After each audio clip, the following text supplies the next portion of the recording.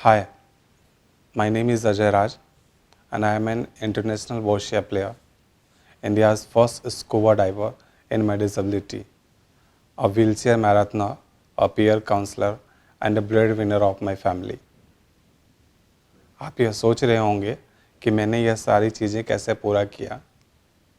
Just because I don't walk with my legs and hand, I walk with my mind. Yes, it's very true. मेरी disability certificate के अनुसार भले ही disability 100% हो, लेकिन मैंने अपने आप को कभी डिसेबल्ड नहीं समझा. I always think that I am more than able. मैंने अपने लाइफ के साथ साथ अपने जैसे कितने व्हीलचेयर यूजर्स को ज़िंदगी जीने का नया तरीका भी सिखाया है. एक समय था कि मेरे पापा को लोग बोलते थे कि आपका बेटा तो एक डेड बॉडी है. आप सोचो, आपके पापा, आपके फैमिली मेम्बर को कोई ऐसा बोलेगा आपके एक परिवार के बारे में, तो कैसा महसूस होगा. बहुत तकलीफ़ होती थी, लेकिन मैंने उनके सोच को बदला है. मैं 100% डिसेबिलिटी के बावजूद स्कूबा डाइविंग किया है, पैरा मोटरिंग किया है, एडवेंचर स्पोर्ट्स जिसके बारे में एबल बॉडी या नॉर्मल पर्सन सोचते भी नहीं हैं कि ये चीज़ करना है या कर सकते हैं, लेकिन इसके बावजूद मैंने अपने हौसले के बदौलत इन सभी चीज़ों को पूरा किया है. साथ ही साथ मैं बताना चाहूँगा कि मैं एक स्पोर्ट्स खेलता हूँ जिसका नाम बोशिया है, जो एक पैरालंपिक गेम है और 1984 से पूरे वर्ल्ड में खेला जा रहा है. हमारे इंडिया में 2016 में इंट्रोड्यूस हुआ और तब से यह गेम हम जैसे हायर डिसेबिलिटी के लिए खेला जा रहा है. इस गेम में नेशनल्स में मेरे 5 मेडल्स हैं, जिसमें गोल्ड, सिल्वर, ब्राउन सारे मेडल्स सम्मिलित हैं. इसके साथ साथ मुझे 3 बार अपने देश को रिप्रेजेंट करने का मौका मिला है अलग अलग देशों में, और मैंने अपने देश का प्रतिनिधित्व इस गेम के थ्रू किया हुआ है. और मेरा लक्ष्य है, मेरे जीवन का टारगेट है कि आने वाले पेरिस 2024 में जो ओलंपिक होगा उसमें मैं पार्टिसिपेट करूं और अपने देश के लिए मेडल लेके आऊं. अगर मैं अपने 100% डिसेबिलिटी के बावजूद इतना कुछ कर सकता हूं, तो आप क्यों नहीं. आप भी वो हर सब चीज़ कर सकते हैं जो आप करना चाहते हैं. ज़रूरत है आपको अपने सोच को, अपने सपने को एक टारगेट में बदलने की. फिर आप देखोगे कि आप दुनिया बदल रहे हो, न कि दुनिया आपको. मैं चाहता हूँ एक ऐसा समाज जहाँ हमें भी उस आज़ादी में जीने का मौका मिले, जिस आज़ादी को देश आज आज़ादी का अमृत महोत्सव मना रहा है. क्योंकि आज भी हम उस समाज में रहते तो हैं, लेकिन हमें कहीं न कहीं अलग महसूस होता है. मैं उन सभी लोगों से रिक्वेस्ट करना चाहता हूँ जो हमें सिंपैथी, बेचारा या हाय तुम्हारी किस्मत से आगे बढ़कर हम लोगों के बारे में सोचे. हमें मौका दें कि हम इस दिव्यांगता भरे शब्द को सिर्फ शब्दों में या लिख कर नहीं, बल्कि दिव्यांगता यानी इस दिव्य अर्थ को दिव्य यानी अद्भुत कर कर दिखा सकें और हम अपने आप को प्रूव कर सकें. क्योंकि हम जीते वैसे ही हैं जैसे एक आम इंसान जीता है. आप अपने कदमों से चल सकते हो, हम अपने व्हीलचेयर के माध्यम से आगे बढ़ते हैं. बढ़ रहे आप और हम भी हैं, लेकिन फ़र्क ये है जीवन जीने का तरीका अलग है, लेकिन जीवन हम भी जी रहे हैं और आप भी जी रहे हैं. मैं खुश हूँ अपनी दिव्यांगता से. मैं भगवान का शुक्रगुजार करता हूँ कि उसने हमें एक मौका ऐसा दिया है कि हम इस दिव्यांगता के माध्यम से कितने सारे लोगों को इंस्पायर कर रहे हैं. और लोग ये कहते हैं कि आपसे देखकर हमें जीने की शक्ति मिलती है. आपको देखकर हमें लगता है कि नहीं, हम भी कुछ कर सकते हैं. अगर मैं अपनी दिव्यांगता के साथ खुश हूँ, तो आप क्यों नहीं. 2006 की बात है, जब मैं अपनी 10th की स्टडी पूरा करके बड़े हंसते खेलते हुए अपने जीवन को आगे बढ़ा रहा था।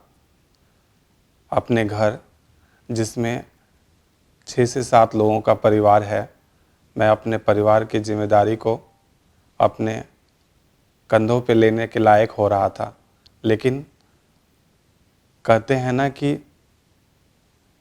ज़िंदगी आपके हिसाब से नहीं चलती है, ज़िंदगी के हिसाब से आपको चलनी पड़ती है।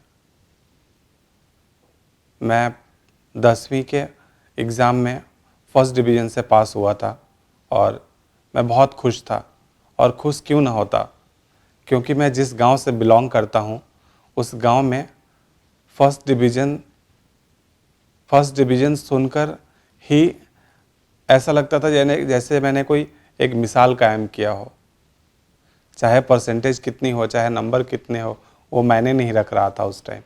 2006 के समय फर्स्ट डिवीज़न पास करना ही एक बहुत बड़ी बात थी मेरे लिए, मेरे गांव के लिए, मेरे परिवार के लिए। और यह सारी खुशी को देखकर बहुत सुकून सा पल था, बहुत दिल को सुकून मिलता था। इसी खुशी को सेलिब्रेट करने के लिए मैं दोस्तों के साथ बाहर गया था और आते वक्त एक हादसा हुआ, जिस हादसे को आज तक मैं भूल नहीं पाया। हाँ, मैं अजय राज एक बाइक एक्सीडेंट कर गया, जिस बाइक एक्सीडेंट में मैंने अपने 4 लिम्स डैमेज कर दिए। मुझे स्पाइनल कॉर्ड इंजरी हो गई, जिसके चलते नेक के नीचे का पूरा बॉडी पैरालाइज्ड हो गया। मेरा चोट का स्तर C4 कंप्लीट है, यानी कि सर्वाइकल लेवल का चौथा स्तर, यानी कि टेट्राप्लेजिक। तब मैं भगवान से बस यही विनती करता था, यही मन्नत मांगता था कि भगवान मुझे अपने पास बुला लो और बस जितनी जल्दी हो सके मेरी ज़िंदगी को ख़त्म कर दो। क्योंकि मैं ऐसी ज़िंदगी नहीं चाहता था, मैं ऐसी ज़िंदगी जीना नहीं चाहता था जिस ज़िंदगी में अपने जिस्म की प्राइवेसी भी अपने माँ बाप के बदौलत, अपने माँ बाप के सहारे आगे बढ़ाने पड़ती हो। हाँ, सुनने में यह कड़वा है, सुनने में, कहने में, बोलने में, सब चीज़ में कड़वा है, लेकिन रियलिटी यही है कि मुझे अपने आप को रेडी करने, मुझे अपने आप को ड्रेसअप करने के लिए किसी न किसी का सहारा तो चाहिए ही। मैं दिल्ली हॉस्पिटल पहुंचा। 8 से 9 महीना रहने के बाद मुझे यह समझ आ गया था कि मुझे मेरे लाइफ का कुछ भी नहीं हो सकता है। या तो मुझे अपने लाइफ को ऐसे ही आगे बढ़ाना होगा, या मुझे इंतज़ार करना होगा कि अपनी ज़िंदगी की घड़ी कितने जल्दी समाप्त हो जाए। और मेरा मानना है कि दुनिया में कोई भी एक ताला नहीं है ऐसा जिसका चाबी नहीं बना है। हमें उस ताले की चाबी तक पहुंचना है, न कि हमें कोई लाकर हमें वो ताला का चाबी ला कर देगा। रास्ता बना तो है, लेकिन उस मंजिल तक, उस रास्ते तक हमें खुद को पहुंचाना है, तभी जाकर हम इस लाइफ में सक्सेसफुल हो सकते हैं। मुझे भी लगता था कि यार आखिर कब तक, क्या मेरी लाइफ ऐसी रहेगी, क्या मुझे ज़िंदगी सारी ऐसी बितानी पड़ेगी। तो मेरे दोस्त, मेरी दुनिया सारे आगे बढ़ रहे थे, सिवाय मैं। मुझे लगता था कि मेरी दुनिया कहीं ना कहीं सीमित हो गई, और मेरे अंदर कभी ये नहीं लगता था कि मैं इस लाइफ में आ गया तो मैं कुछ नहीं कर सकता हूँ। मैं अपने दोस्तों से, जो भी मेरे से मिलने आता था, मैं सबसे एक बात करता था कि मैं क्या कर सकता हूँ। तो मेरे दोस्तों ने ही बताया मुझे कि मैं पढ़ाई कर सकता हूँ। फिर उसके लिए मुझे मदद चाहिए थी। मुझे उसके लिए पहले सोसाइटी को फेस करना था, मुझे बातें करनी थी लोगों से। मैंने क्या किया कि मैं रोड पे बैठना शुरू किया, मैं घर से बाहर निकलना शुरू किया, मैं रोड पे बैठने लगा। जब मैं शुरुआती में रोड पे जब बाहर निकला, मैं घर से जब फर्स्ट टाइम बाहर निकला, तो सड़क के किनारे व्हीलचेयर लगा कर और वहीं पे बैठ के देखते रहता। तो जो भी आता था वो 3-4 बातें कह कर जाता था कि तुमने क्या कर लिया, तुम्हारी लाइफ क्या हो गई, तुम्हें पता है तुम्हारे घर के ऊपर क्या बीतती है। मतलब मुझे नहीं पता है, उनको पता है। हमारा घर मेरे घर में एक्सेप्ट करने को तैयार है कि हाँ हमारा बेटा ऐसा है, लेकिन हमारी सोसाइटी, हमारी समाज यह एक्सेप्ट करने को नहीं तैयार है कि आप व्हीलचेयर पे हैं तो क्यों हैं, आपको मर जाना चाहिए, आप कुछ भी नहीं कर सकते हो। फिर मैंने सोचा ठीक है, मैंने देखा लोग आते हैं, खड़ा होकर 2 बातें सुना कर जाते हैं। मैंने सोचा चलो ठीक है, मैंने एक आइडिया लगाया कि मैं 2 चेयर्स लगाया अपने व्हीलचेयर के बगल में, और जो भी लोग आते थे पहले खड़ा होकर सुना कर जाते थे। अब वो क्या करते, अब वो बैठकर 5 से 10 मिनट अपना समय देते थे, सुनाते थे और सुनते भी थे। तो ऐसे एक शुरुआत हुई कि मेरे फ्रेंड्स बनने लगे। हर उम्र के लोग, छोटा हो या बड़ा हो, मिडिल हो या मेरे से अपर हो, ऐसे लोग आते थे और सुनाते थे। ऐसे करते करते महीने 2 महीने ऐसे लोग सुना कर जाते थे, और तब धीरे धीरे लोग आने लगे। और वो धीरे धीरे जो लोग कहते थे कि तुमने अपनी लाइफ बर्बाद कर दी, वही लोग पूछते कि क्या इम्प्रूवमेंट हो रहा है, कितना इम्प्रूवमेंट हो रहा है। तो जब मैं घर से बाहर निकलना शुरू किया तो मैंने 2 चेयर्स लगाए थे, 2 से मैंने 4 चेयर लगाए, 4 से मैंने 8 चेयर लगाए, और अब मेरे पास लोग बैठने लगे थे। मेरा इंतज़ार करते थे कि मैं घर से बाहर निकलूं कब, और हमारी कब एक मंडली बैठे और हम गपशप करें। तो ऐसे करके मेरे रोड पे बाहर आने से दोस्त बने, और मैंने उन दोस्तों के मदद से मैं 2011 में अपना 11th का एडमिशन कराया, और 2011 में मेरी 11th कंप्लीट हो गई। 2012 में मेरी 12th कंप्लीट हुई। By God grace I was the topper in my school in 12th class. तो तब बड़ी हौसला मिली, घर के लोग भी बहुत खुश हुए कि हाँ, चाहे मेरा बेटा जैसा भी हो, आगे बढ़ तो रहा है। और इसी तरह मैंने 2015 में अपना ग्रेजुएशन कंप्लीट कर लिया। लेकिन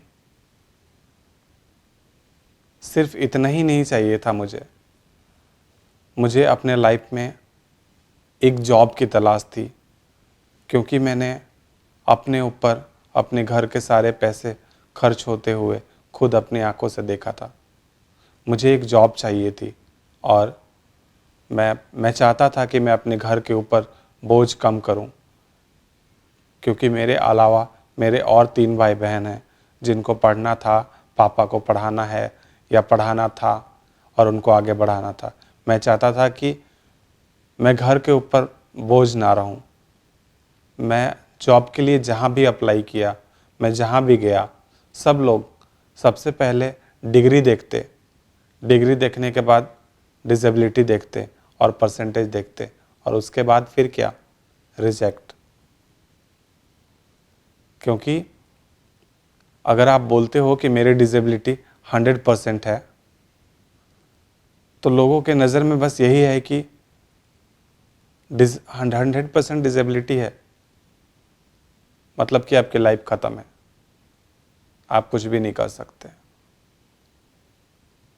मैं बहुत जगह गया, मैं बहुत फॉर्म्स भरे, मैंने एग्ज़ाम्स भी दिए, लेकिन जब डिसेबिलिटी 100% दिखती तो वहाँ पे हर जगह रिजेक्ट। क्यों?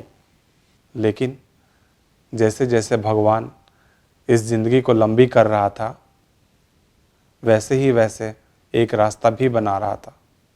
इसी बीच 2016 में चंडीगढ़ स्पाइनल रिहैब एक सेंटर ओपन हुआ। इस सेंटर के बारे में मुझे एक फ्रेंड ने बताया था, और इस सेंटर में मैं सबसे पहले माउथ पेंटिंग के लिए आया था।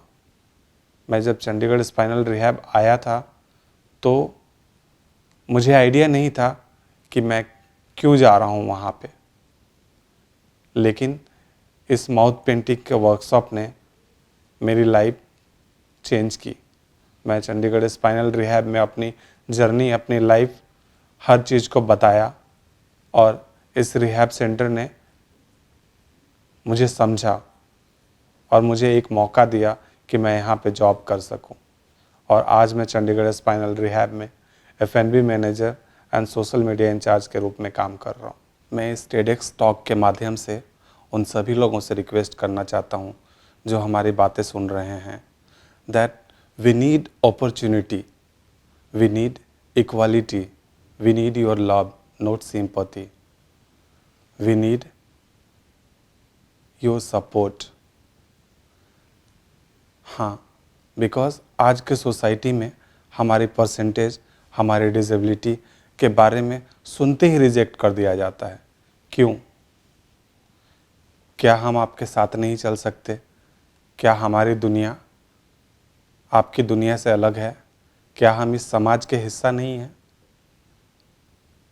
So please support us and हमें भी उतना ही जीने का हक दिया जाए, उतना ही आज़ादी से जीने को हक मिले जितनी आज़ादी से आज आप सब जी रहे हो।